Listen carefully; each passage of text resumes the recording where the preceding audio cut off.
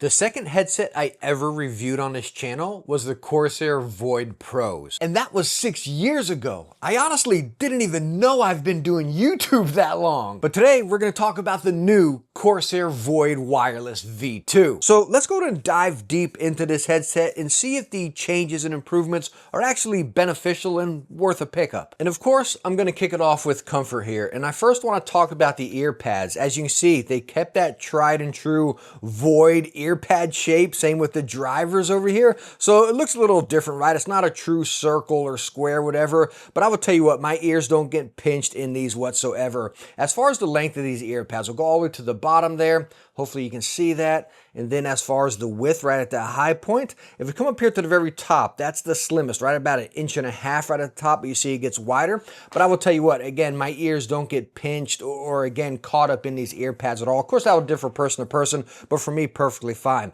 As far as the depth, really nice as well. My ears never touch the inside of the drivers. And I will tell you what, these pads are incredibly cozy and very plush. Like, just look at them. They almost got like a little memory foam effect as well. Super plush. But the one thing I will tell you, if you can see in the camera here, the fabric, it's not like that soft, silky sports weave type of material. You kind of got a slight little grain on it, and you do feel it a little bit. It's nothing drastic, nothing annoying by any means, but again, different from some of the other pads we're used to with that soft sports weave type of silky material. And they are fully cloth, outside, top, inside. Yeah, a little bit of pleather tucked down in there, but again, your sound does bleed in and out just a little bit here, which we'll talk more about in the sound.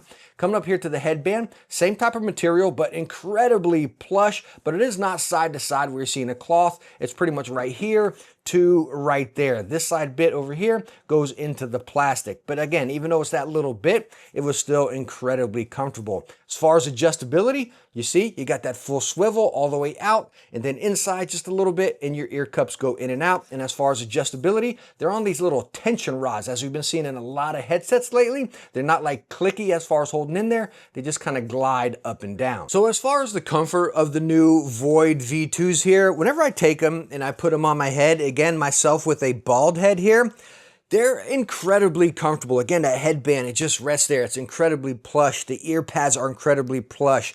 The main thing I'll call out again is with the fabric of the ear pad, you feel it a little bit there. Again, it's not scratchy or unbearable by any means, but you just kind of feel it, especially if it moves around a little bit. And talking about it moving around a little bit, as far as the adjustable arms right here, I will catch micro adjustments in game sessions. Like, it just kind of slides down because it's not really tight in there. I mean, it's not sliding all the way down, but you will notice it just adjusts a little bit. Like if you're moving or something, being able to come down a little bit. So I'll catch myself kind of adjusting the mid game there. That was a little bit of a stinker. So I don't know if I can really say stinking cozy, even though they were incredibly cozy. I never caught them being annoying or wanting to take them off. Again, just those two things right there kind of bring it down just a pinch. I really, even other than the fabric on the pads, I wish they wouldn't adjust on themselves right there, just with those micro adjustments. Got a little annoying. Now let's go and talk about the build quality of this headset. And first off, putting it on a scale, you're seeing it's coming in at 296 grams. If we go over to pounds here,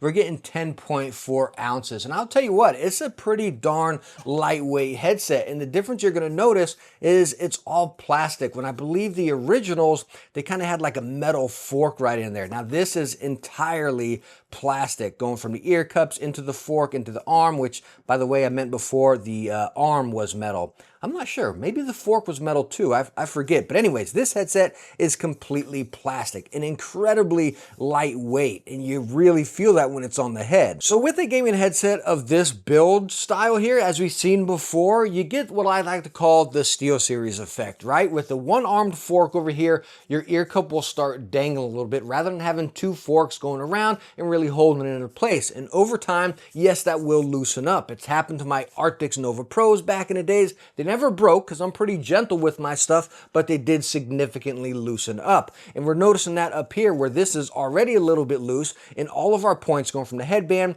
to the fork down into the ear cup, again being all plastic.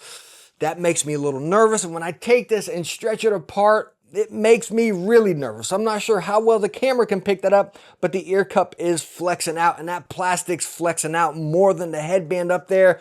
It really does make me a bit nervous. But like I stated in all of my videos, I will take a lightweight plastic gaming headset over a heavy-duty metal gaming headset all day long because I want to be comfortable while I have those long gaming sessions. And I'm very gentle with my stuff so I don't see it breaking. But again, maybe if it's for a kid or someone that's kind of careless with this stuff, again, this build quality would make me a little bit nervous. Now let's go and take a look at features and functions. And by the way, this is what you get in your box. You get your wireless dongle here, and then you get a USB-C to A cable for charging, which you get up to 65 hours with the RGB off on the front, which I'll show you here in a second. As far as on the left ear cup, you have your power button and then 2.4 to Bluetooth switch, which you can just press it over. So if we power it on here, you'll see the light sync up. So it's blue for Bluetooth. If I press it once here, it's going to go red and we're going to be on 2.4. And by the way, there's that RGB on the front up there. So let's go and hold it down and it'll power it off. Bam. Now we are off. This button right below it is like a track, skip, or pause type button here. Right down here is your volume wheel or rocker, as we call it. As we've seen on the originals, it's kind of spring-loaded there, and you can kind of tap it up or just hold it, but you can also press it in and cycle EQs or customize this within Corsair IQ software. There's your USB-C port, and then your microphone is flip down to active, flip up to mute, and plenty of moldable, but no, the microphone is not detachable. Now, as far as the sound quality of the microphone on the Void 2s, that is exactly what you're hearing right now. It's about 2 fingers length away from my mouth and probably towards the bottom of my lip, as this is as far as it goes down, but this microphone is incredibly moldable no matter where you put it, and it really holds its position. Again, that microphone's mic off, mic on. And then it's flipped down to go active, and you get the voice prompts in there. You know what? I'm actually already getting those mild adjustments as I talked about in the comfort just right here. But anyways, it's flip up and then you get the voice prompts in there. One playback I did listen to, and by the way, there's no tweaking. This is straight up recorded and that's it. No audio tweaking or anything. But one thing I noticed with the microphone test, it sounds a little high pitched for me. Again, I don't have a fancy studio. It's just a basic game room here. No sound dampening or anything like that. But again, I'm a louder speaker. My P's and T's are very poppy. So what I want to try is one of these. I buy these little windscreens off Amazon. I'll leave a link down below. It's like $10 or something. But I use these on all of my headsets. So if I take these and if I just... Sorry for any scratchy noise. Now let's see if that's sounding any better. Maybe it's reducing my P's and T's a little bit more, but what I'm kind of curious is it like kind of reducing some of that high-pitched sound a little bit. I'm not too sure, but I think this is really beneficial. If it's a perfect, and again, if that mute light was on the front, I wouldn't do this. But also, while I'm testing the microphone, I want to swing you over and show you IQ software, just a few differences with this headset. And as we're looking at IQ software, you can see you got your dongle and your headset. When you click on a dongle, there's really nothing you can really do. You can come over here to settings and check for an update, but let's go over here to our headset, and this is where you can see you got the lighting effect, which is pretty much right there. You got the 2 little bars right there, and then you can set what you want as far as effects and colors and such. Again, I just leave mine at red. I'm pretty simple, right? Come down here, key assignments. This is a different thing, and as you can see, it's just scroll press, which is this little wheel down there as I show you, and then you can come over here and adjust it to whatever else you want right there. But mine is scroll set to EQs, and you can set yours right here. You can even put your custom EQ in there to cycle through them. Now, I kind of wish you could customize these other 2 buttons, or at least this one button here. I understand maybe not the power button, but it would be cool to give you some options. So maybe do this and that button, I think would have been pretty sweet. But right now it is currently just a scroll wheel. Over here, you got NVIDIA broadcast. I don't use that. And then your equalizer over here, you got some presets, and then you can set a custom one. I caught myself primarily using Dolby Atmos with this headset, which I'll talk about in sound. But all in all, that is the raw microphone test on the Corsair Void 2s, well, with a windscreen on it as well. So now let's go and talk about the sound quality of the new Void 2s from Corsair. They are packing 50mm drivers with a frequency range of 20 to 20,000. And my preferred games of choice right now are Call of Duty for FPS and South of Midnight for story, along with Assassin's Creed Shadows, but I'm playing that on Xbox, and this headset does not work on Xbox. So we're going to focus on Call of Duty and South of Midnight. And the core sound of this headset, straight out of the box, flat EQ, it is a little bit warmer. That's even with the open, airy ear cushions that are letting that sound kind of bleed out a little bit. It's It's not bass thumpy by any means. It's again just a little bit fuller. And when I say fuller, not that full immersive, it's just again warmer. You feel those mids and bass kind of performing together, where it's probably coming right out like that, dipping down a bit and then coming back up, when I usually prefer like a smiley curve or something. But I do like a little bit more bass. But again, these were a bit warmer. And when I cycled through some of the preset EQs, I really couldn't get too much to work. Even when I dabble with a custom one, I'm kind of like, okay, well, do I go up with the bass? Do I go down with the bass? Because I'm still getting this excessively warmer sound than I prefer. Now, I do love a good immersive sound, especially when I'm playing like a story game. But when I'm playing an FPS, I kind of want it to be a little bit more bright. Some of the bass and mids kind of drop down a little bit, so I'm not getting these grenades and score streaks and stuff kind of just overfilling everything, you know what I mean? But as far as a story game, I do like a bit more immersion there. But no matter what EQ I dabble with, like if I was to use a stock EQ, the movie one was the best one out of this. And dabbling with my own preset, it was just kind of like, okay, this is decent, but it wasn't great, you know?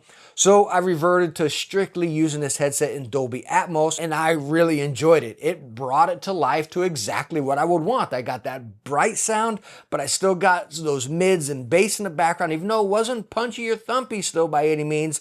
But again, you still had that immersion in the back end, but I was able to pull out my brightness. Again, Dolby Atmos really saved this headset, because if it didn't have that, I'd be like, yeah, nah, this really isn't gonna fly, you know what I mean? Because I couldn't get what I wanted in every situation. But using Dolby Atmos, it was great in story games, great for dialogue, great for environments, and then also pretty good for FPS. It wasn't amazing for FPS. I wasn't getting all these footsteps. I honestly had to be a little bit closer. I don't want to sound like a negative Nelly here, but again, with me being a graphene driver primarily user right now, where they're really bright and you get that bass when you want, kind of if you use an Odyssey with the planar magnetic drivers, you're probably in the same route, where if you go back to a traditional driver, you get a little bit more of that warmer type of sound, where I don't want to sound muddy, but stuff is kind of jumbled together and mixed together, your bass and mids.